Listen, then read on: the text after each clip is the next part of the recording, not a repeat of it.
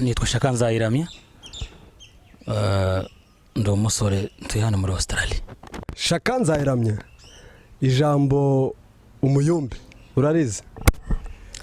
Ndarizi sinone ndyumvise babarire nakuze baza barivuga turi abana bato kuva muri Kongo ko riravugwa nejo ryari ko rivugwa twaraye turangijemo kutana twabaye kuma kutona abayumbe yahoze rivuga n'ubu ko riravugwa.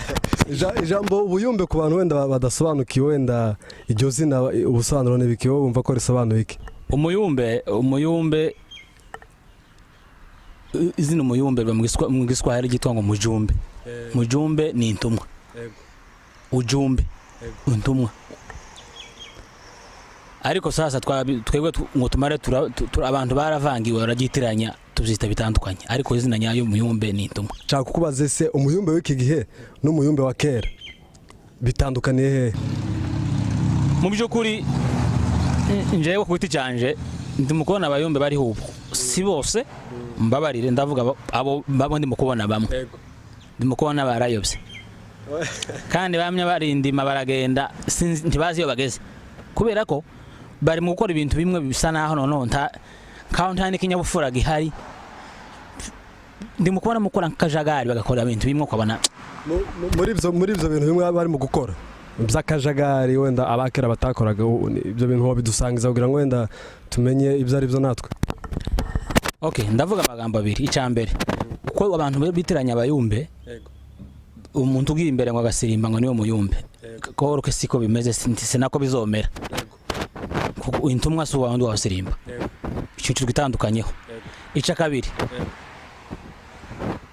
abahungu bari mu bafite imjino bunyine kuva nabaho nkaremwa sindabana bene zo mzino mu kanisa bari mu gukora ibintu ikanisa rigeze kure je ndi mu kuvuga ngo nabayumbe banyuma donc bibihe bimperuka bajanwa nibihe namaranga mutima nirari ryabo ndi mukora nta discipline bakigira mu kanisa nemba bari mukora biri yabintu zazire yamjino ziteye isoni nta muco cyangwa se bakora ibintu bidashimishije cyangwa se bakora ibintu biteye isoni nkuko waruvuze. Izo bintu biteye isoni nimba bidateye isoni kubivuga n'ubundi ntwatubwira nka bitatu uzibuze kugira ngo ikiganiro cyacu kibe clear. Ndeka mvuge bike ndavuga ibyo mbona n'amaso simbyo ntabona n'amaso biza bibonwa na nyirabyo n'Imana. Ndavuga ibintu bibiri. Icambere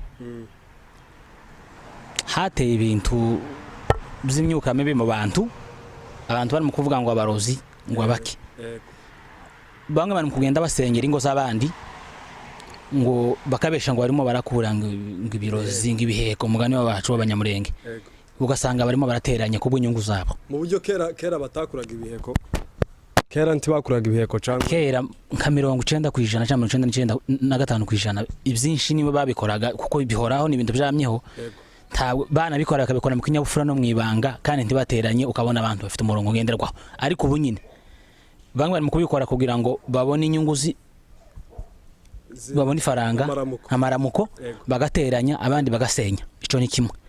Ica kabiri bafite imijino ubu nyine abahungu bari mu gusinimba n'abakobwa kiribitire ni nka siporo yabaye kiribitire mu kanisa tukimenya ntukimenya mu byukuri ikanisa iyo riharije ngo Dawidi ngo yaratamze ngo mwitero ngo ratibuka none se nabo bakeneye ngo batambe ipataro zitibuke cyangwa se amajipo atibuke. Hoya Dawidi imba yarabikoze afite uko yabikoze kandi afite uko n'Imana yaramwishimiye yarabivuze kumwishimira hari uburyo yabikoze nubwo tutamubonye ariko byanditswe turabisoma turabizi. Anari ubu nyine umuntu mukora kiribitire maheneka kamvuga cyo mubabare koresha iryo jambo nageze mbona kera abantu babije mu itongo mukabikora ibintu nyine byo gukina by'abana nazo kwishima ikanisa barigize akajagari vraiment bararitoba baravanga kandi bari ababikora biri abenshi sabayumbe ku umutima nabayumbe ku kanwa ariko abayumbe nyirizina umuyumbe umuntu wese n'umuyumbe n'intumwa ya bari rero bagenda bashafuza izina ry'ubuyumbe niyo mpamvu bari mukora zira desordre kandi niyo mpamvu itorero ryacu ry'ubunyine ritandukanye rya kera. Okay, no turangiza wagira inama ki abayumbe bo muri iki gihe?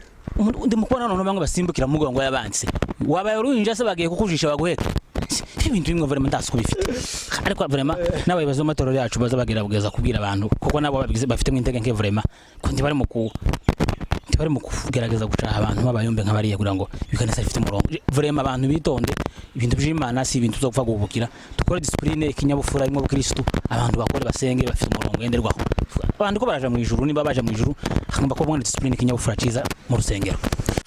Umwe yarambwiye niho nari impereye urwo rugero aravuga ati jewe ikibazo tugirana n'umugabo kinini ngiyo tuvuze ngo tugiye gufasha iwabo turabafasha noneho haza ikibazo kireba iwacu noneho naho kugira ngo tubafashe ati ibibazo bikaba byinshi akamavuga ngo ya ngo titurake muri kiniki nta mafaranga ariho noneho rindira igihe tuzabona amafaranga niba ari ikibazo cihutirwa noneho ugasanga mu myumvire y'abagore ahitavuga ngo ya jewe ubwo wahakuyemo kubera ko hagiye gukemura ikibazo cy'iwacu ati muri ubwo rwego tugashwana ati ibyo nibyo bituma jewe dushwana iyo tugeze ku kibazo cy'iwacu atazavuga ngo ubushobozi bwabaye buke ati twaje gukemura icy'iwabo